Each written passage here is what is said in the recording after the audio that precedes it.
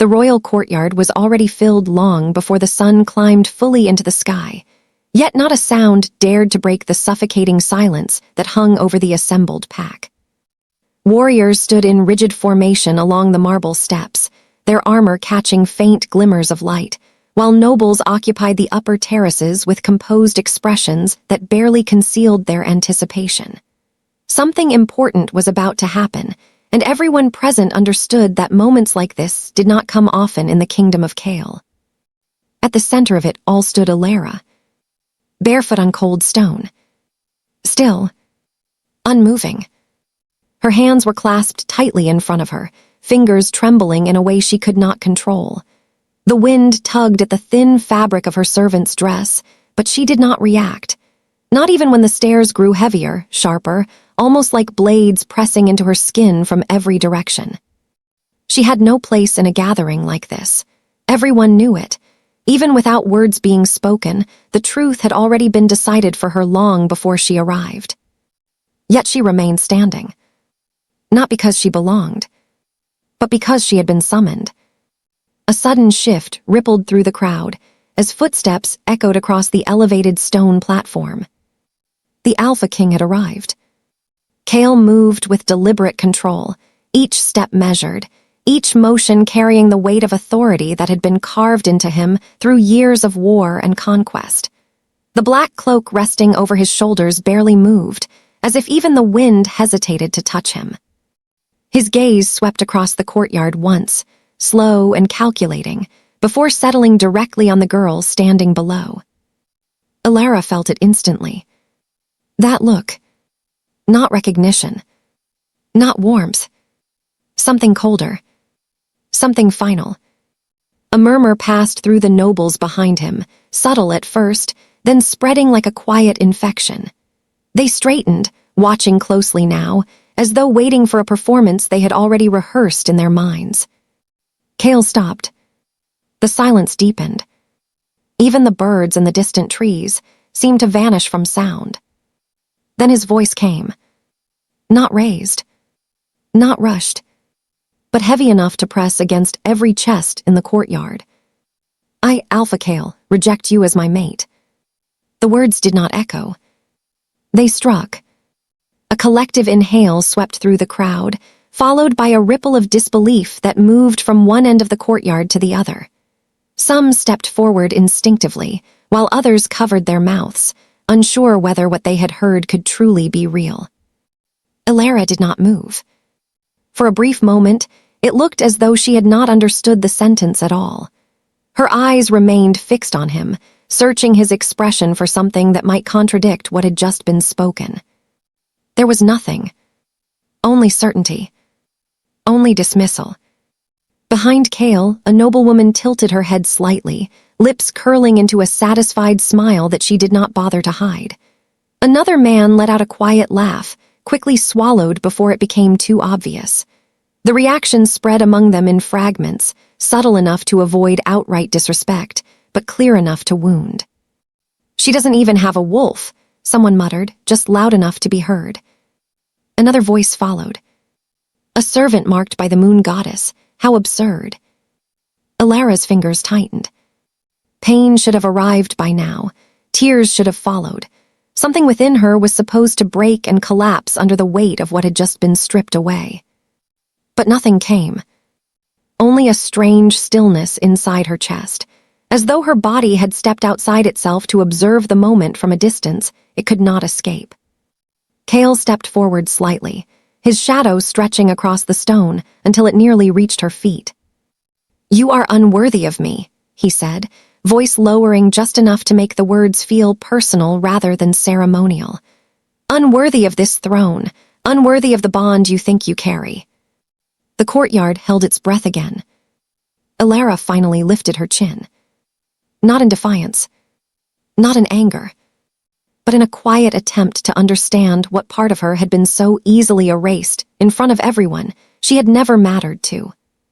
The bond between them, invisible yet undeniable to those who could feel it, flickered weakly in the air. Some of the older wolves in the crowd shifted uneasily, sensing the fracture forming between two souls that had once been tied by something older than law or rank. Kael's expression hardened further, as if even that faint resistance irritated him. Then he spoke the final words.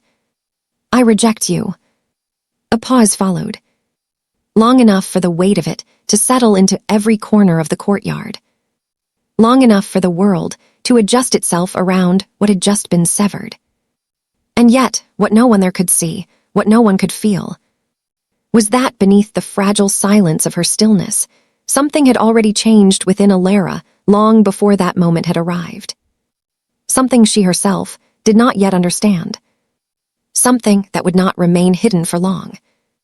The silence that followed the rejection did not end when Kael turned away. It lingered in the courtyard like a stain that no one was willing to acknowledge aloud. Guards resumed their posture first, as if discipline alone could erase what had just unfolded. Then the nobles followed, adjusting their expressions, smoothing their robes, pretending the moment had already been archived and dismissed by history itself. But beneath the surface of ceremony and control, the structure of the kingdom remained visible to anyone who understood how power truly worked. The Alpha Kingdom was not simply ruled by strength. It was ruled by design. At its peak stood the Alpha King, chosen not only by lineage, but by dominance, strategy, and the ability to command both fear and loyalty in equal measure. Beneath him were ranked nobles, each family tied to ancient bloodlines that traced their influence through centuries of alliances, betrayals, and wars that shaped the land into what it had become. Below them stood the warriors, the enforcers, the ones who protected borders and enforced law with steel and instinct. And beneath all of them were those who had no rank at all. Servants, invisible by tradition, not by accident. The kingdom believed balance was maintained when every being knew its place. Movement between ranks was rare, almost mythological, and usually reserved for those marked directly by the moon goddess. The mate bond was the highest form of recognition in their world. A sacred connection believed to be chosen beyond politics, beyond ambition, beyond even personal desire. When the moon goddess marked two souls as mates, it was said the bond would strengthen bloodlines, stabilize leadership, and bring power that no alliance could replicate. In theory, it was divine order. In practice, it was a disruption. Because divine order did not always align with political expectation. Elara had lived her entire life at the very edge of that hierarchy, where voices rarely reached and names were rarely remembered. She moved through the palace halls like a shadow, even when she stood in plain sight, carrying trays of wine, polishing floors that reflected the laughter of those who would never look down long enough to see her face. Nobles passed her without acknowledgement. Servants spoke only when necessary. And guards rarely spoke at all unless ordering silence. She learned early that being unseen was safer than being noticed. But safety did not equal peace. There were days when laughter echoed through the upper halls while she scrubbed stone steps beneath them, each sound reminding her of distance she could not cross. There were nights when she would return to the servant quarters exhausted, listening to stories of others who dreamed of promotion, freedom, or even recognition. Elara did not dream in that way. Dreams required permission from hope. And hope was something the palace had never offered her. Yet within the same walls that erased her existence, another life moved with absolute recognition. Kael was not merely the Alpha King in title. He was the center of the kingdom's balance. When he entered a room, conversations shifted without effort. When he made a decision, entire regions adjusted their behavior overnight. Wars had ended at the sound of his command. Rebellions had collapsed before they could form fully. He was feared not because he demanded fear, but because resistance to him rarely survived long enough to become history. And yet even he was not free.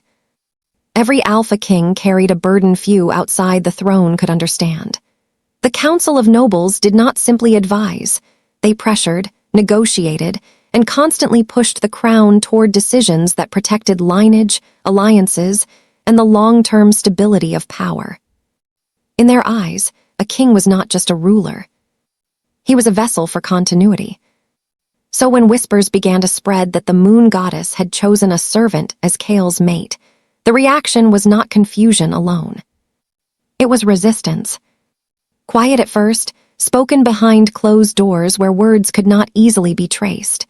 Then louder, during council meetings where polished voices masked sharp intent. A servant mate threatened the structure. A servant mate disrupted bloodlines. A servant mate challenged the idea that power should remain within carefully preserved lines.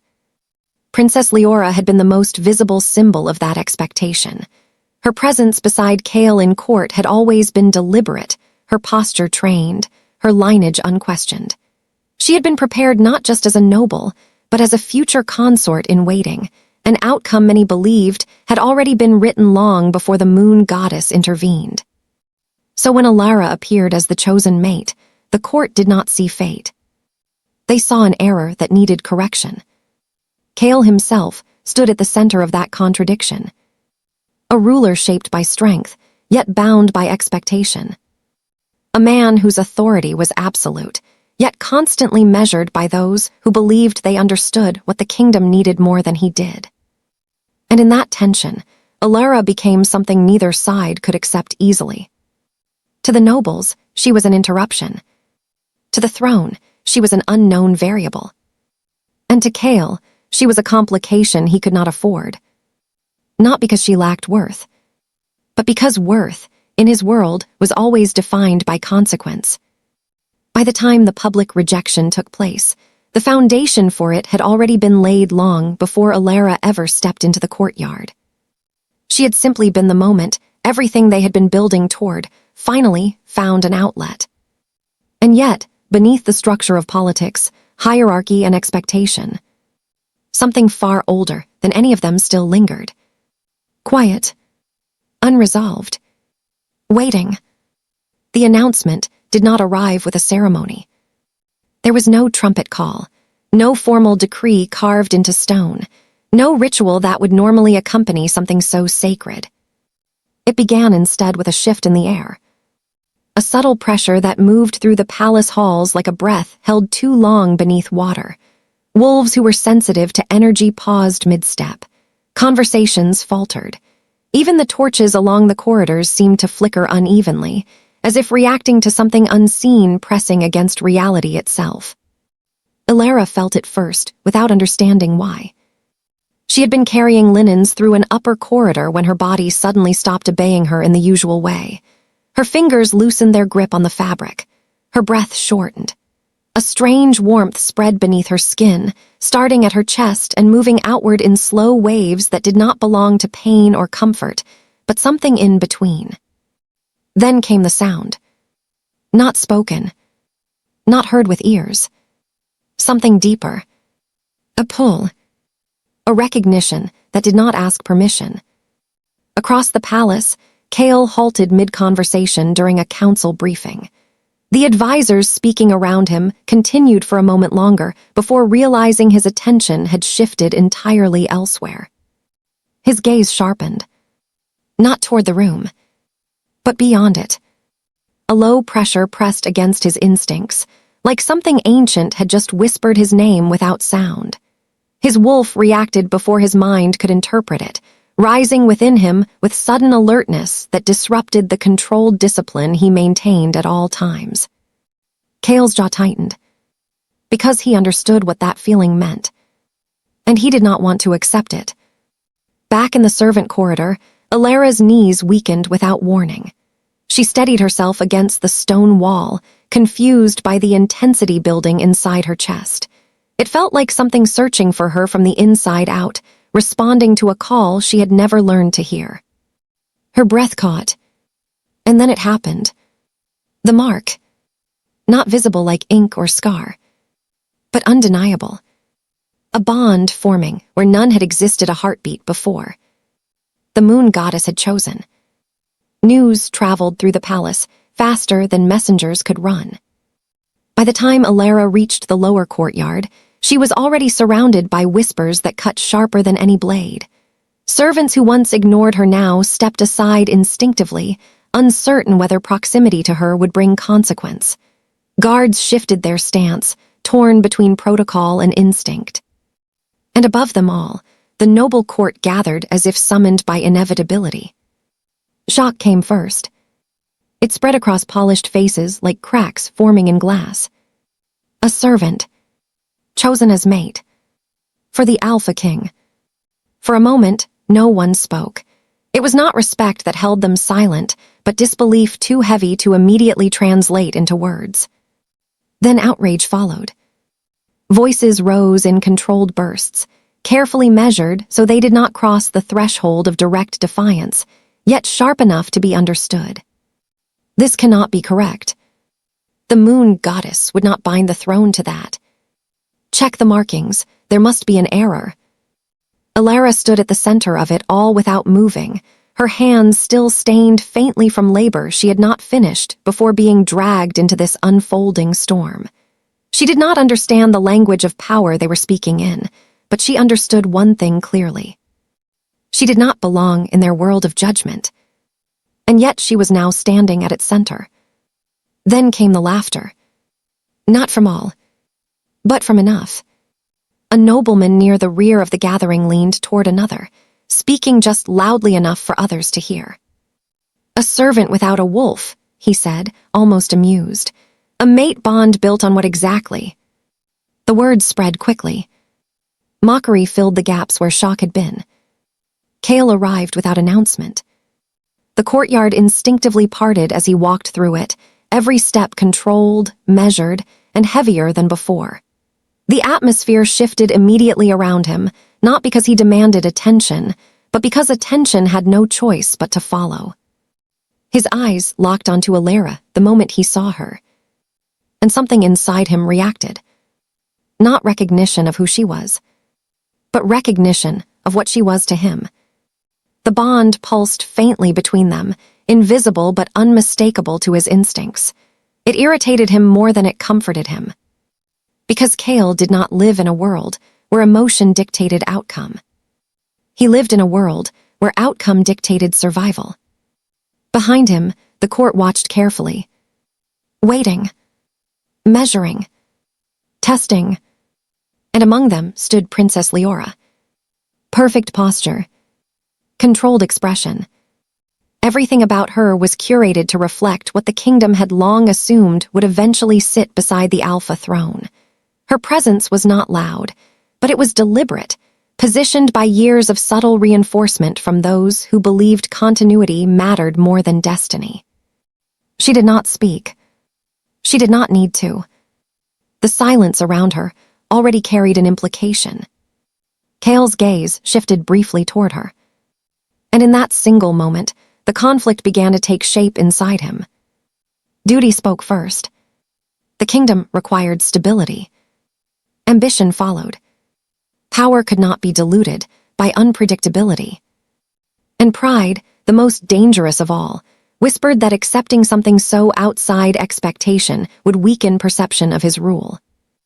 Then the bond pulsed again. Stronger this time, pulling in a direction he had not authorized. His jaw tightened. Because now, he was not only looking at a servant marked as his mate. He was looking at a disruption already being shaped into political leverage by everyone around him. And somewhere beneath the rising tension of court pressure and silent manipulation, Kael made a decision that did not yet leave his mouth, but had already begun forming in his mind. Not acceptance, not acknowledgement, resistance. The Grand Hall was never designed for mercy. Its towering pillars of dark stone stretched upward like frozen spears, carved generations ago to remind every visitor that power here was not questioned. It was inherited, defended, and enforced. Long banners of the royal crest hung motionless in the high air, as if even fabric had learned to obey silence within these walls. When Elara was led inside, she could feel the weight of it immediately. Not from the architecture alone. From the people.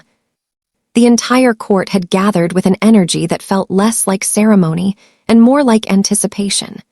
Nobles filled the upper tiers, arranged like judges at a tribunal they had already decided the outcome of. Warriors stood along the lower edges, expressionless but alert, their loyalty bound to the Alpha King rather than the emotions unfolding before them. And at the center of it all stood Kael. Not seated, not resting, waiting. As if the hall itself existed only to complete a decision already made. Elara was brought forward without ceremony.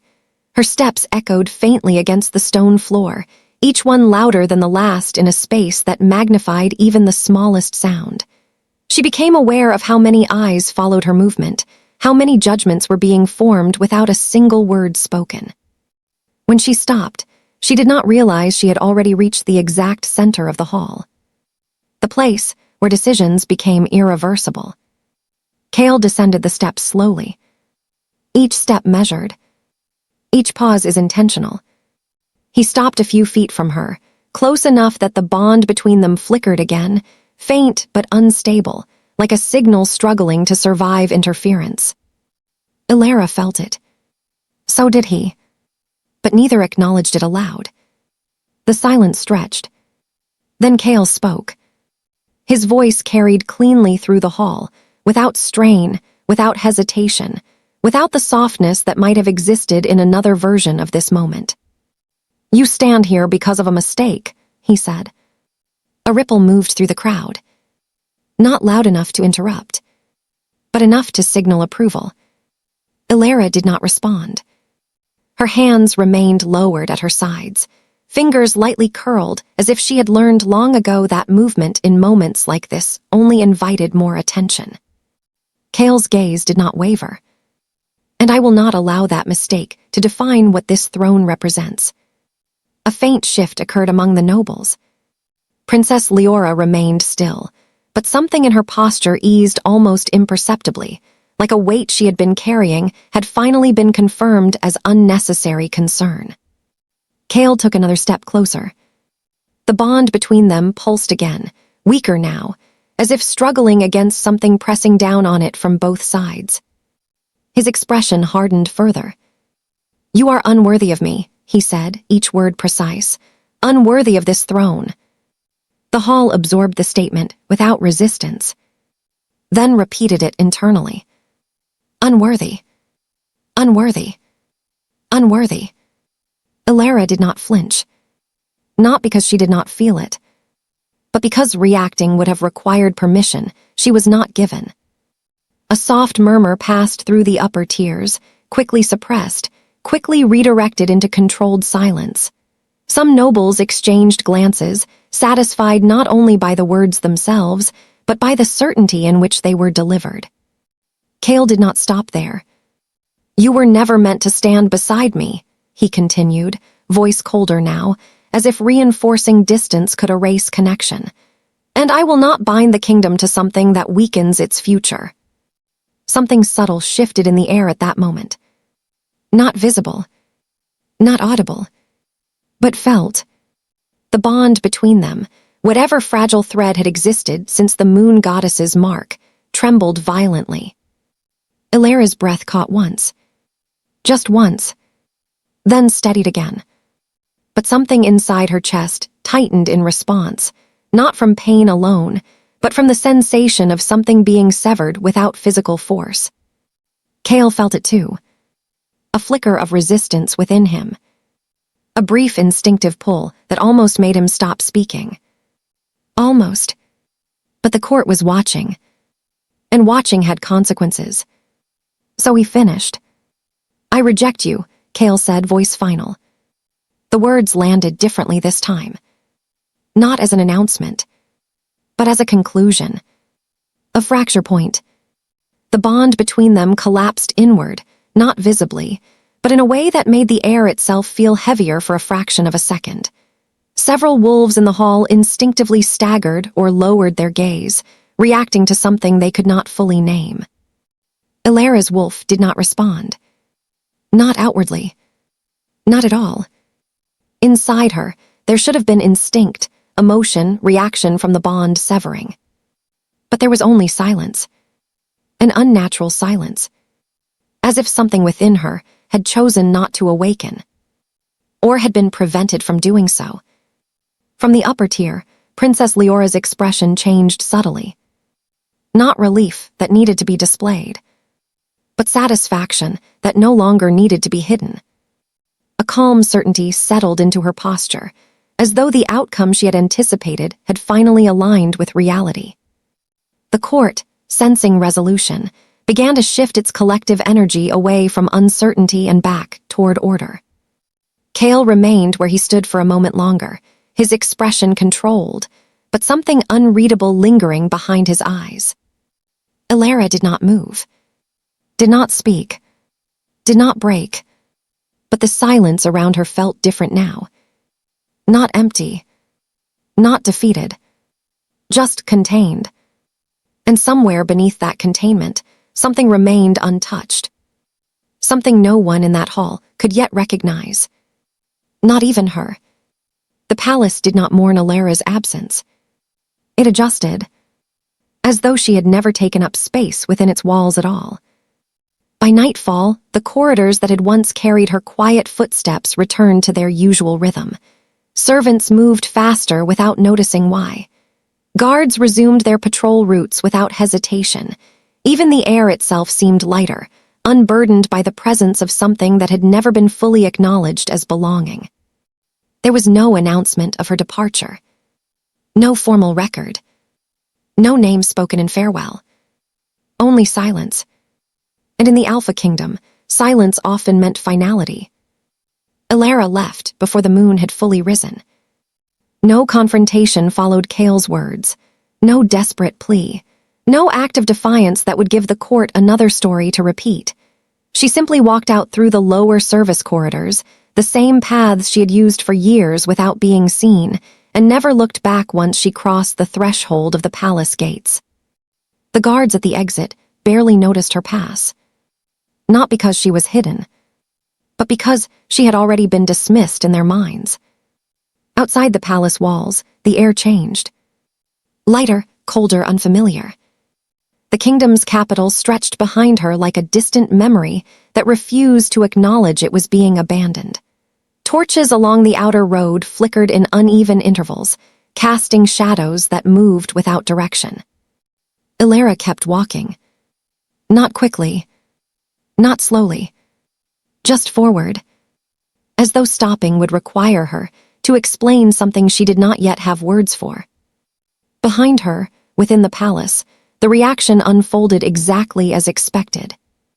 Word of her departure spread quietly at first, carried by servants who whispered only when certain no noble was listening. Then it reached the lower ranks of warriors, who received it with indifferent approval. By the time it reached the noble circle, it had already transformed into something else entirely. A correction. A necessary removal. In the great halls, conversation resumed over wine and polished silverware. Laughter returned in measured tones, carefully timed between discussions of alliance, trade routes, and succession planning. Princess Leora sat among them with composed elegance, her presence no longer shadowed by uncertainty. The bond had been rejected. The disruption had ended. Order, in their eyes, had been restored. Kael stood alone in the upper corridor, overlooking the courtyard, long after the gathering had dispersed. He did not speak, did not summon anyone, did not acknowledge the officials who lingered at a distance, waiting for instruction that would not come. Instead, he remained still, one hand resting against the cold stone railing, as if grounding himself against something no one else could feel. The bond had not vanished. That was the problem. Even after rejection, something remained. Not connection, not acceptance, but residue. A faint pressure at the edge of his instincts, like a voice he could no longer hear clearly, but could not fully silence either. Kael's jaw tightened. He had expected relief. What he felt instead was persistence. Unwelcome. Unresolved. He exhaled once, controlled and steady, forcing his mind back into command structure, back into politics, back into anything that did not require acknowledging what had just been severed. Below him, the palace continued its celebration. Not loud, not reckless, but satisfied in the quiet way power often expressed approval. Elara was gone. The complication had been removed, and the kingdom moved forward. Far beyond the capital, the road narrowed into forest paths where lantern light failed to reach. Elara finally stopped walking, not because she had arrived anywhere, but because her body refused to continue pretending. Her knees touched the ground slowly, as though even collapse required permission it no longer had to ask for. One hand pressed against the earth beneath her, while the other instinctively moved toward her abdomen. At first, she did not understand the sensation. It was subtle, almost nothing. A faint heaviness that had been building for days beneath everything else she had been enduring, masked by shock, exhaustion, and emotional rupture. But now, in the absence of noise, it became noticeable. Her breath slowed. Her fingers trembled slightly as she remained frozen in that position, the reality forming too gently at first to be immediately rejected. A memory surfaced without warning. Nausea that had come and gone in the palace kitchens. Fatigue she had attributed to overwork. Moments of dizziness she had ignored because survival did not allow time for interpretation. Her hand tightened instinctively, and something within her understanding shifted. Not fully formed, not confirmed, but no longer ignorable. Her eyes lowered. The forest around her remained silent, unaware of the weight settling into the space she occupied. Elara did not cry immediately. The realization did not arrive as panic. It arrived as a consequence. Slow, unavoidable, and deeply quiet. Somewhere behind her exhaustion and grief, a single thought formed without permission. She was no longer only carrying rejection. She was carrying something else now. Something that belonged to the Alpha King. And the world she had just been erased from would not remain distant forever. The forest did not care who she used to be. It only cared that she was still breathing. Elara had wandered far beyond the outer borders of the kingdom by the time exhaustion finally forced her to slow down again. The path behind her had disappeared into layers of dense woodland, swallowed by mist and overgrowth, as if the land itself was sealing her out of memory. Here, there were no palace walls, no guards, no judgmental eyes following her every step. Only silence. And even that silence felt heavier than the noise she had left behind. She found shelter beneath a wide stone outcrop partially hidden by vines. It offered little protection, but it was enough to collapse without immediately facing the open sky. Her body lowered itself carefully at first, as though even falling apart required restraint. Then the strength left her completely. Her breath came unevenly, shallow and unsteady. One hand pressed against the ground, while the other instinctively moved toward her stomach again, as if the body was trying to confirm something her mind was still refusing to fully accept. The earlier realization from the roadside did not fade. It deepened. Now, in stillness, the signs became impossible to dismiss. The nausea that had once come in brief waves now lingered in the background of every breath. Her senses felt sharper in some moments, duller in others, as though her body was recalibrating itself without permission. Fatigue settled into her bones in a way that no amount of rest seemed capable of resolving. Elara closed her eyes and listened to her own heartbeat. It was not steady. Not entirely. There was a second rhythm beneath it. Faint. Uncertain. But present. Her fingers tightened against her abdomen as understanding slowly formed into something more solid than suspicion. It was not sudden. It did not strike like lightning. It gathered gradually, piece by piece, until there was no space left for denial to survive within it. A memory returned, sharper than the others. The moment in the palace corridor, weeks ago, when the bond had first surged through her, without explanation.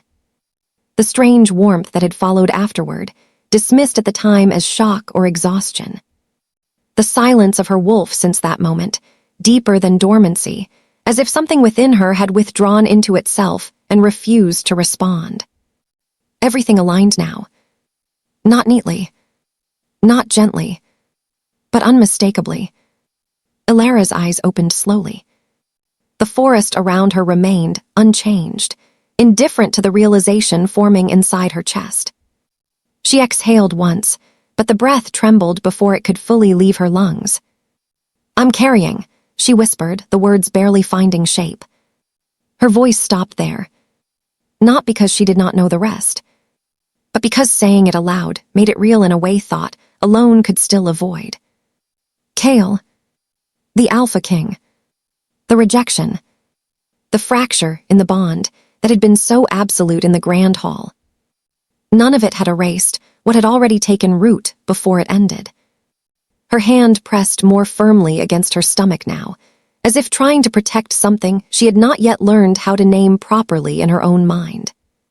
Fear came first. Not fear of the child, but fear of what the world would do once it knew. A servant rejected publicly carried nothing of value in the eyes of the kingdom, but a servant carrying the Alpha King's heir would no longer be dismissed so easily. It would not remain a private matter.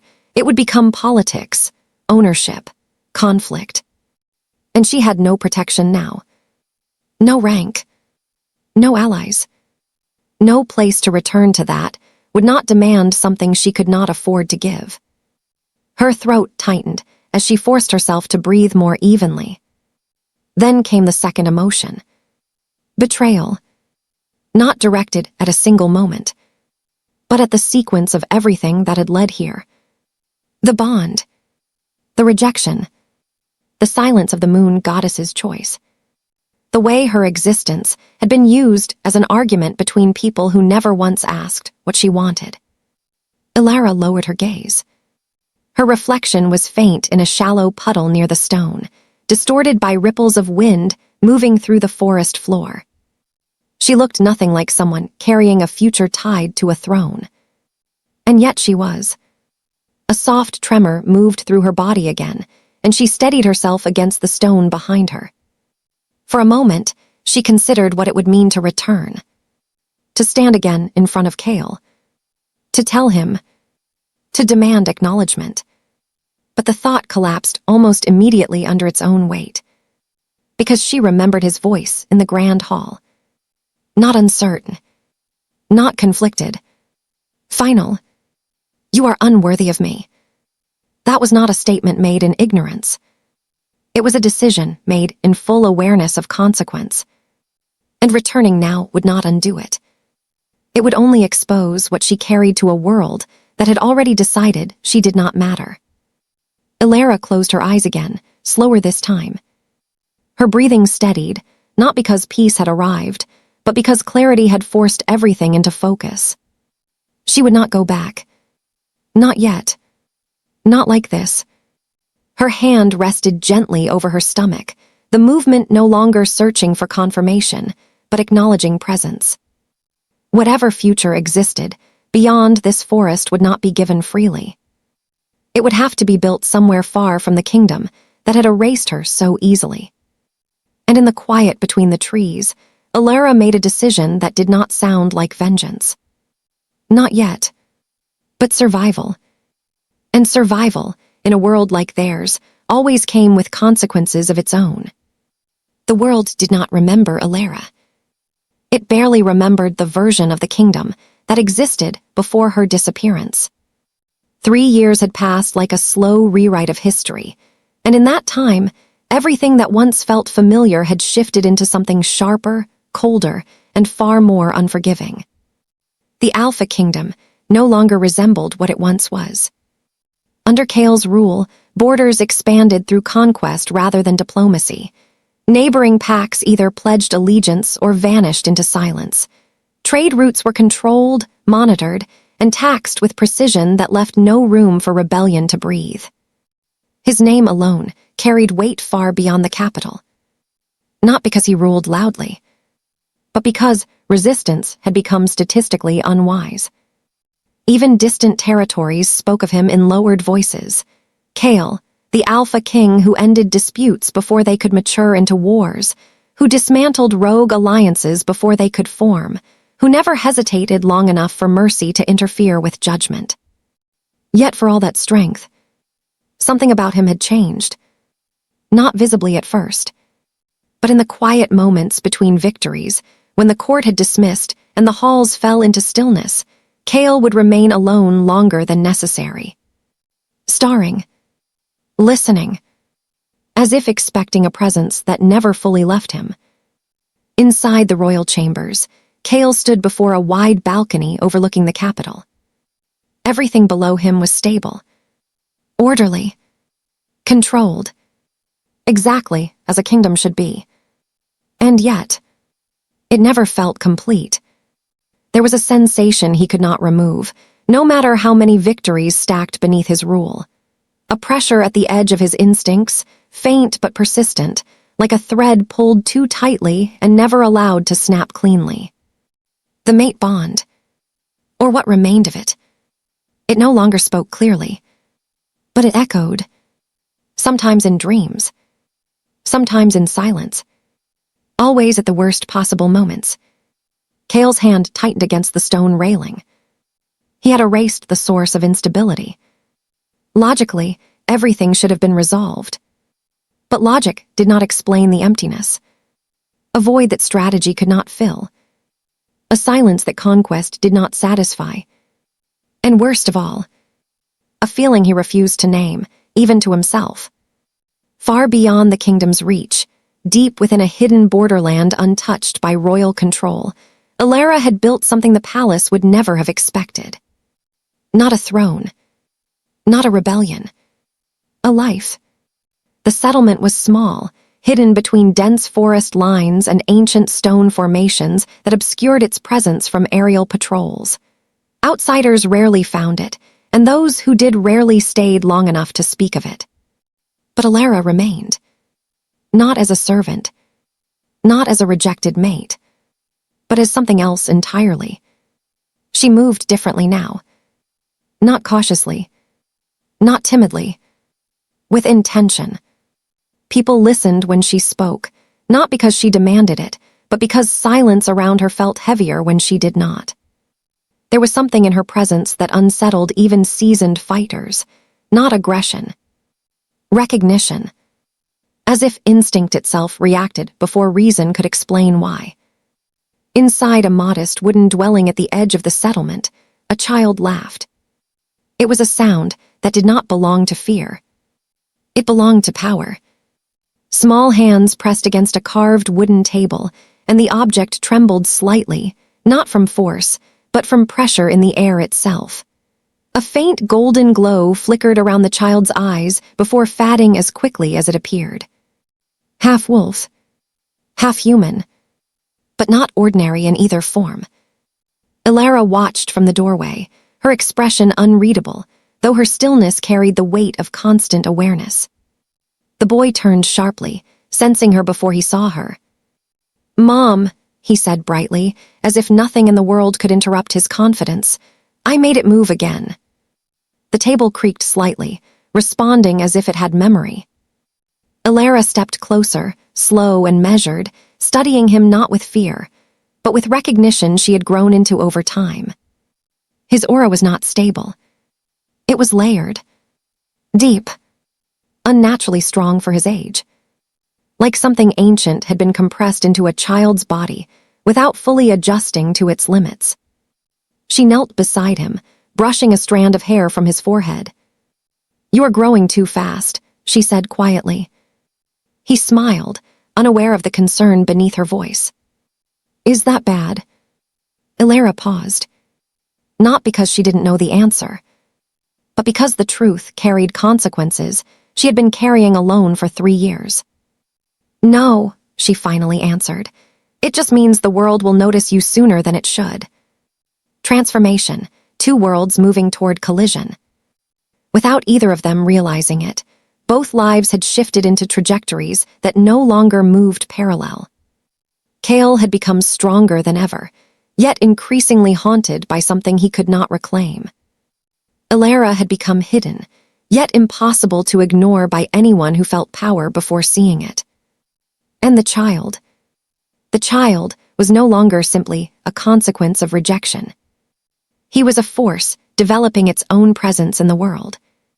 A bridge between two paths that were never meant to remain separated forever. Somewhere in the distance, beyond kingdoms and forests and time itself, something was beginning to stir again. Quietly, patiently, waiting for the moment both worlds would remember what had been lost. The forest settlements did not crown leaders. They recognized them.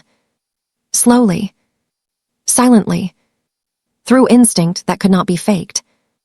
And over time, without Elara ever asking for it, that recognition began to shift around her like gravity changing direction. 3 years of exile did not soften Elara. It stripped away what the palace had once mistaken for weakness. What remained was not the girl who had stood barefoot in a royal courtyard.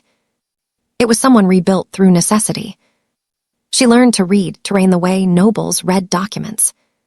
She learned to hear danger before it arrived. She learned that hesitation in the wild was not emotional, it was fatal. There were no servants here to take orders. No guards to enforce safety. No hierarchy that protected her existence. Only consequence. And Elara adapted to consequence faster than anything that had ever tried to break her. It happened without ceremony. No moonlit ritual. No external awakening. Only a night when the forest grew too quiet. Even the insects stopped sounding. Elara stood alone at the edge of the settlement perimeter, feeling something shift beneath her skin, slow at first, then unmistakable, like a sealed pressure finally finding a crack. Her breath steadied. Not in fear. In recognition. For years, her wolf had been silent. Not absent. Not destroyed. Sealed. And now, that seal was no longer absolute. Inside her, something ancient stirred. Not wild in the way common wolves were wild. But controlled. Measured. As if it had been waiting for the world to become worthy of its return. When it surfaced, even partially, the air around her responded. Leaves tilted without wind. Nearby wolves instinctively lowered their posture without understanding why. Elara did not transform. She did not need to. Her presence alone had changed. The first outsiders arrived by accident. Rogue wolves, unaffiliated, unclaimed, drifting between territories, crossed into the hidden region seeking resources. They expected resistance. What they encountered instead was Elara. She did not threaten them. She did not raise her voice. She simply stood between them and the settlement with a stillness that made aggression feel unnecessary and survival feel uncertain. One of them stepped forward, testing her authority. The moment their eyes met hers, the challenge collapsed. Not from fear. From instinctive recognition. The body understands power before the mind can justify it. Within minutes, the rogues lowered their weapons. Not because they were ordered to, but because something in her presence made resistance feel irrelevant. They left quietly afterward, and they did not return. But they spoke of her, always in the same way. Not as a leader, not as a ruler, but as something closer to a presence the wild itself had chosen to acknowledge. The title was never spoken aloud in the ceremony. It spread through survival roots, whispered among rogue circles, carried by those who had no allegiance to kingdoms, but still understood hierarchy when they felt it. The woman in the hidden territory. The one the forest listens to. The one even rogues don't challenge twice. Elara did not accept authority. She did not declare herself anything. But leadership formed around her anyway. Not built on fear. Not built on force. Built on instinctive alignment. People followed her not because she asked them to, but because standing anywhere else felt less stable. And Elara never corrected that perception. At the center of the settlement clearing, The child stood barefoot in the dirt, surrounded by older wolf-born trainees who had agreed, reluctantly at first, to test his instincts. He was smaller, younger, but not uncertain. Elara watched from a distance, arms folded, her gaze steady but quiet. Again, one of the trainers instructed carefully. The boy exhaled, and the air shifted. Not dramatically, not visibly, but every wolf present felt it at once. Pressure, authority, something that did not belong to age. A wooden training post, embedded in the ground, trembled slightly. Not from impact, from proximity. The child had not even touched it yet. Elara's expression tightened, not with surprise but recognition. Kael's blood did not dilute. It multiplied. One of the older trainees instinctively stepped back. Another lowered their gaze. The boy turned toward Elara afterward, smiling as if nothing unusual had happened. Was that good? Elara studied him for a long moment before answering. It was controlled, she said carefully. That matters more than strength. But even as she spoke, she understood the truth forming beneath her words. This was not ordinary development. This was inheritance expressing itself early. Too early. That night, as the settlement quieted and the forest settled into its rhythm again, Elara stood alone at the edge of the trees. Behind her, people slept in relative safety they did not question. Before her, the wilderness stretched endlessly. And within her, something once sealed had begun to fully acknowledge its existence. She was no longer surviving as something broken. She was becoming something recognized. Not by kingdoms, not by titles, but by instinct itself. And far beyond the forest, in a kingdom that believed it had already closed the chapter on her existence, forces were beginning to shift in response to something it could no longer ignore. The clearing was supposed to be a training ground, a controlled space, a place where instincts could be shaped before they became consequences. But that morning, control began to slip.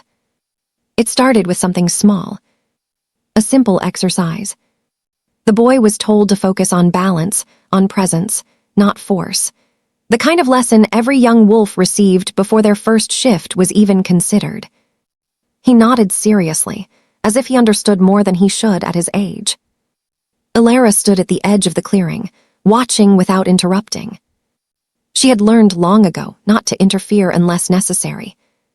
But something about the air felt wrong. Not dangerous. Not yet. Unstable. The trainers surrounded the boy in a loose semicircle, observing him closely. One of them placed a marked stone a few meters ahead. "Walk toward it," the instructor said calmly. "No rush, no strain, just awareness." The boy exhaled once, then stepped forward. At first, nothing changed. Grass bent under his feet, birds remained perched. The wind continued without interruption. But halfway through the path, his pace slowed. Not from hesitation, from pressure building beneath him. Elara's eyes narrowed slightly. She felt it before anyone else reacted. A shift. Not emotional. Not visible. Instinctual. The boy stopped. His small hands clenched at his sides. And then, the air dropped. Not temperature. Not sound. Something deeper. As if the space itself had been pressed downward. A faint golden pulse flickered around him, barely visible, like light trapped beneath skin. The nearest trainer staggered back a step without meaning to. "What?" one of them began. But the sentence never finished. The boy's eyes lifted. And for a fraction of a second, they were no longer simply childlike. They were alpha gold.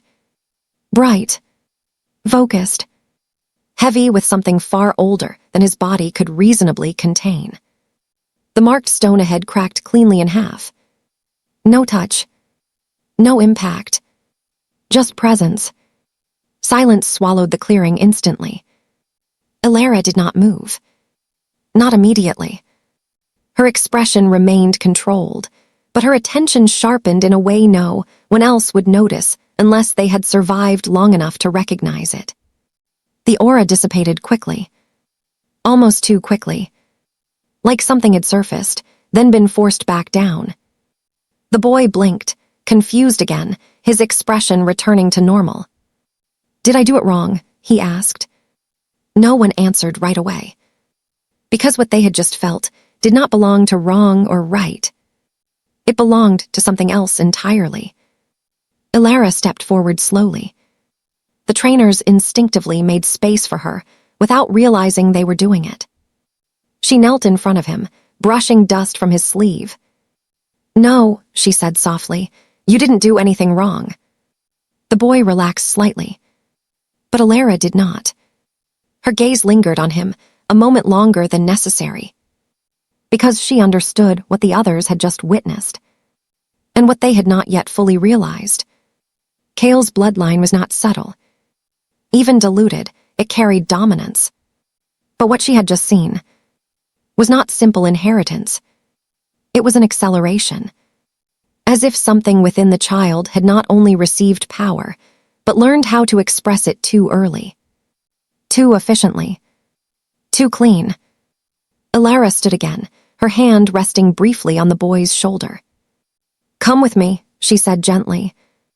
He obeyed immediately, unaware of the weight now settling into the atmosphere behind him. The trainers remained silent as they watched them leave. Not because they had nothing to say, but because instinct warned them that numbing what they had just seen would make it more real than they were prepared to accept. Later, away from the clearing, Elara stood near the edge of the settlement's outer ridge. The boy played nearby, unaware of the tension still lingering in her posture. She watched him carefully. Not with pride. Not with fear alone. With calculation.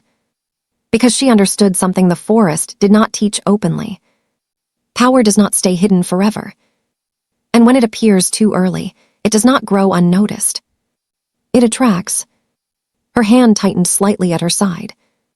Pack politics did not tolerate unpredictability. Kings did not ignore heirs.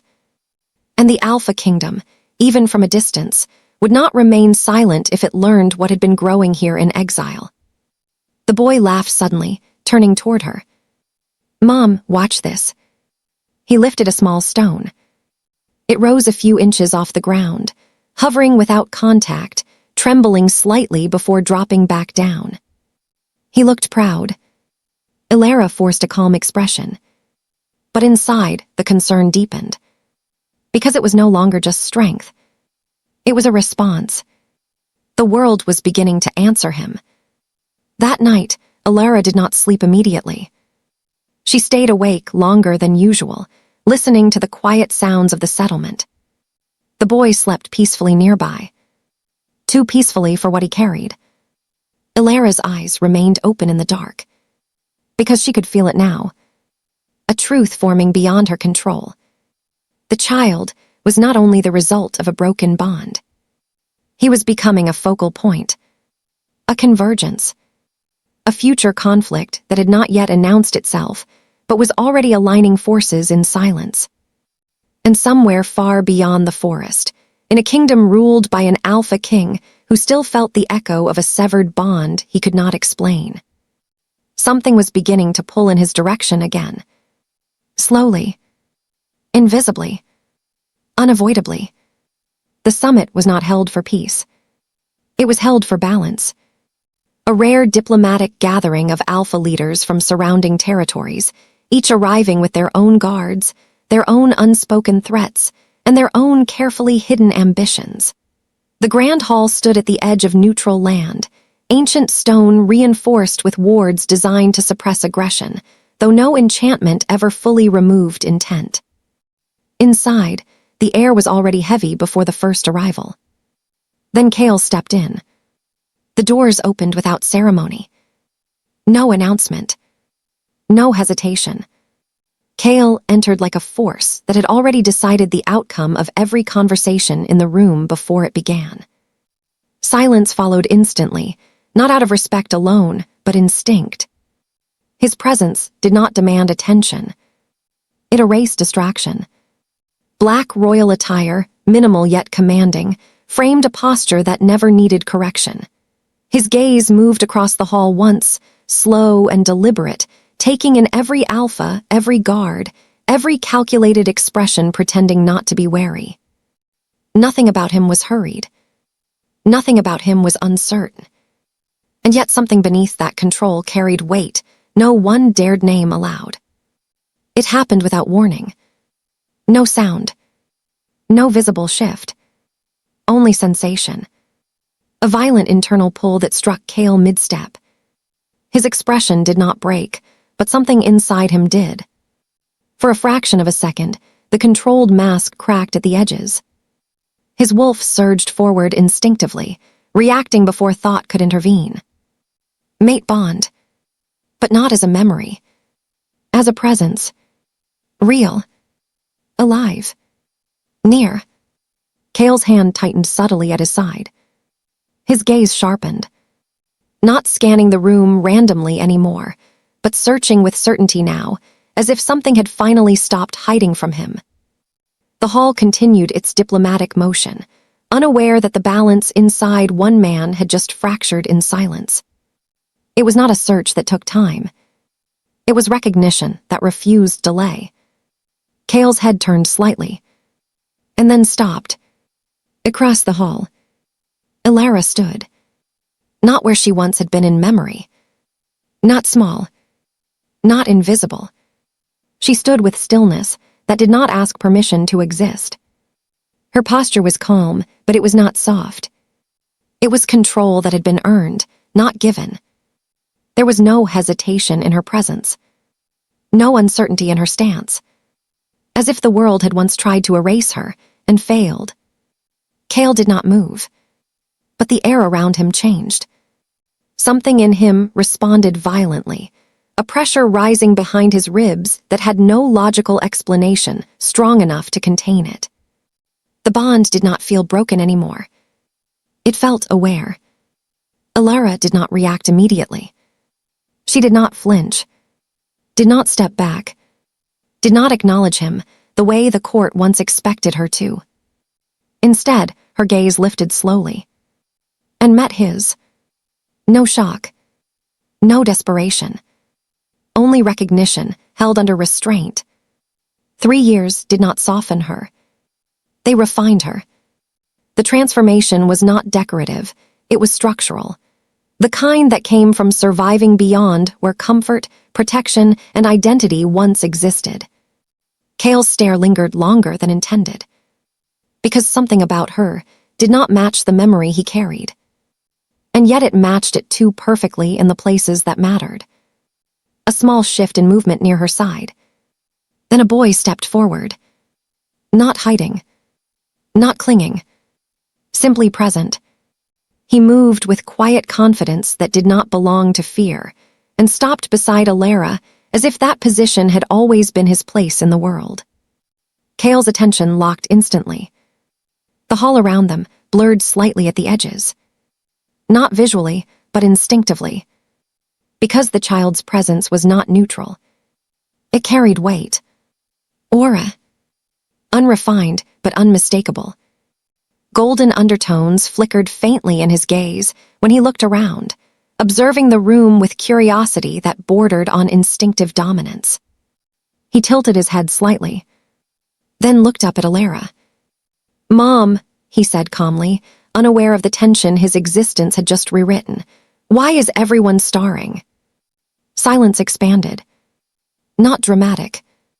Not forced. Just inevitable. Kael did not speak, but his breathing changed. Very slightly. Very controlled. Because the answer forming inside him was one he had not prepared for. And across the hall, Elara remained still. As the past she buried began to recognize what it had left behind. The hall did not move. Not a single step. Not a single breath that felt normal. Even the diplomatic tension that had filled the room moments earlier seemed to collapse inward, replaced by something heavier, something that did not belong to politics or protocol anymore. It belonged to the truth. Kael stood still, facing her. For the first time in years, his control did not feel absolute. It felt tested. His voice came out lower than usual, stripped of command, stripped of certainty. Elara. Just her name. But it carried more weight than any decree he had ever issued. Across the hall, Elara did not react the way people expected her to. No shock. No trembling. No visible fracture. Only stillness. The kind that had survived 3 years of becoming something else entirely. Her eyes remained on him, steady and unreadable, as if she had already walked through every possible version of this moment long before it arrived. Kael took one step forward, then stopped, because the air changed again. Not from him. From the child. The boy shifted slightly beside Elara, studying Kael with open curiosity rather than fear or recognition. As if the presence of an Alpha King meant nothing more than an unfamiliar face. He tilted his head and spoke. "Mom," his voice was soft, innocent, unaware of the rupture forming around him. "Who is he?" That single question did not echo.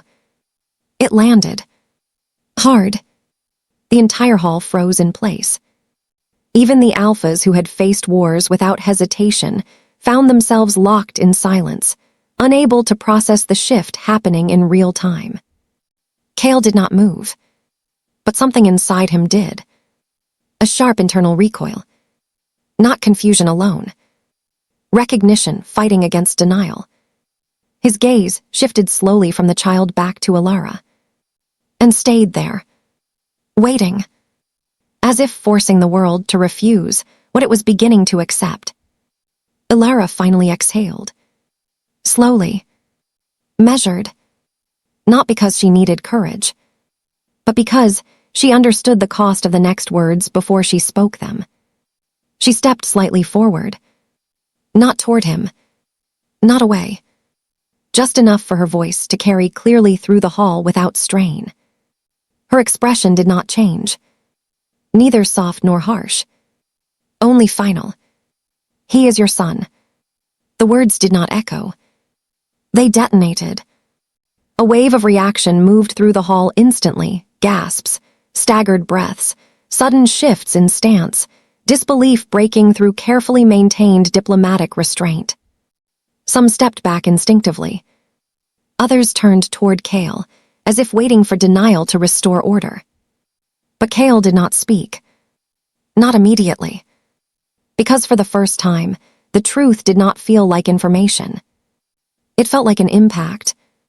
His gaze dropped briefly to the child again, then returned to Elara. And in that silence, everything that had been buried 3 years ago rose without permission. The bond. The rejection. The absence. And something far more dangerous than all of it combined. Consequence that had been growing in silence until it could no longer be ignored. The silence that followed Elara's words did not fade.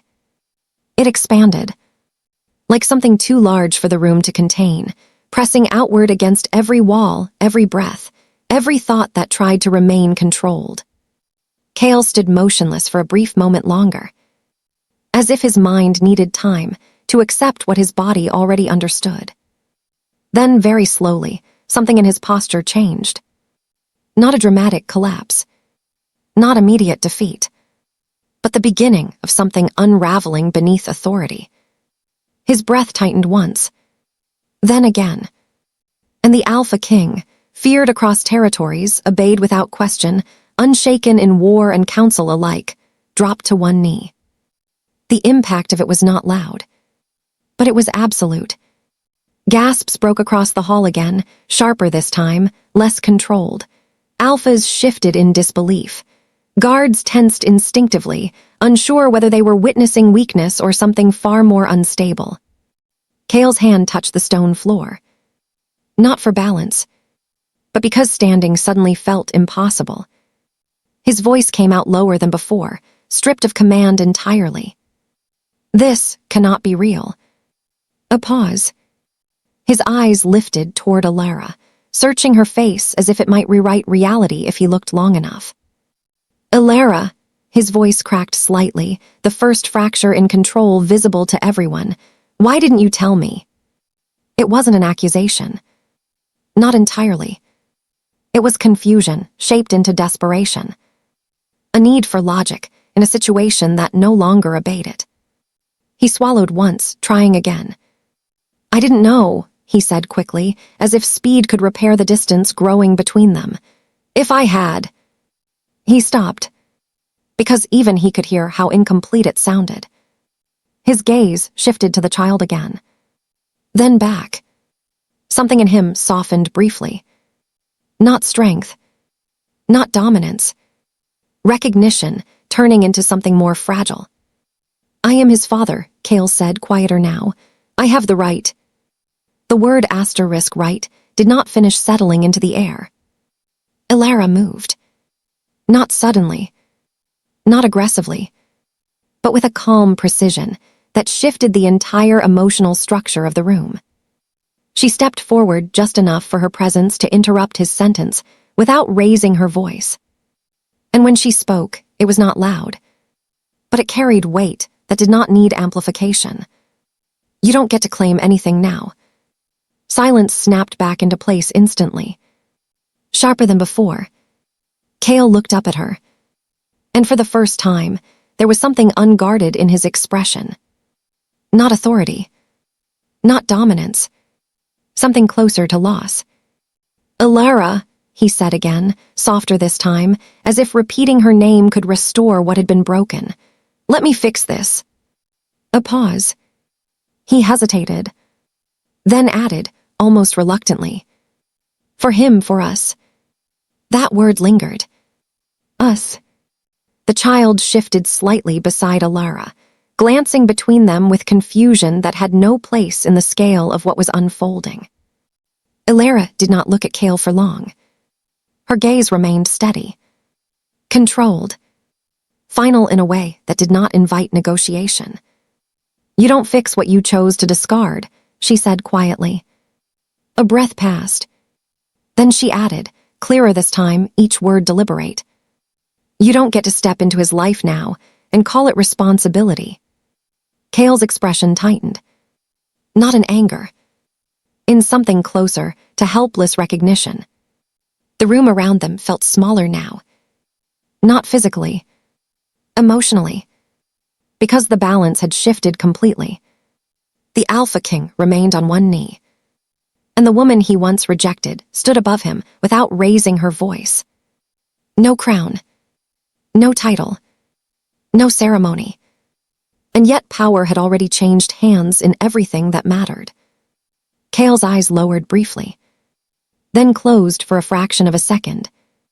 When he opened them again, the desperation was still there. But it had nowhere left to go. And beside Elara, the child remained silent, watching, listening, absorbing everything without yet understanding that the world he stood in had just rewritten itself around his existence. The hall remained frozen in the aftermath. No one spoke. Not because there was nothing to say, but because every possible response felt too small for what had just changed in front of them. Elara turned. Slowly. Not as an escape. Not as a retreat. But as a decision. The child fell into step beside her without hesitation, as if his place in the world had never been in question, even if everyone else was only now beginning to understand it. Kael remained on one knee. Still there. Still watching. Not reaching. Not stopping her. Because something in him already understood that any force he used now would only confirm what had just been decided without him. Elara paused briefly at the edge of the hall. Not to look back fully. Just enough for her voice to carry. Calm. Even. Final. You had your chance. The words did not echo. They ended things. Then she walked out. And this time, no one followed. The hall did not recover immediately. Kael remained where he was, his hand still touching the cold stone. As if grounding himself was the only thing keeping reality from slipping further. His gaze stayed fixed on the empty space she left behind. But the emptiness did not feel like absence. It felt like a consequence. Slowly, distant whispers began to stir among the gathered alphas. Confusion. Speculation. Uncertainty returning now that shock had cleared its first wave. But none of them noticed what came next. Outside the hall. Beyond the walls. Beyond the gathered kingdoms and watching leaders. Something shifted in the air. Not visible. Not audible. But felt. A presence reacting to the child's existence. Not one. But several. Far away. Hidden. Observing. Waiting. Kael's expression tightened slightly, as if he sensed it too late to stop noticing. His wolf stirred again, uneasy now, not from loss, but from recognition of something larger than bond or rejection. Something that had just begun to pay attention. And as Elara and her son disappeared into the corridor beyond the hall, leaving behind the Alpha King and a frozen court, the first signs of a coming storm began to surface in silence. A war that had not yet been declared, but had already started watching the air.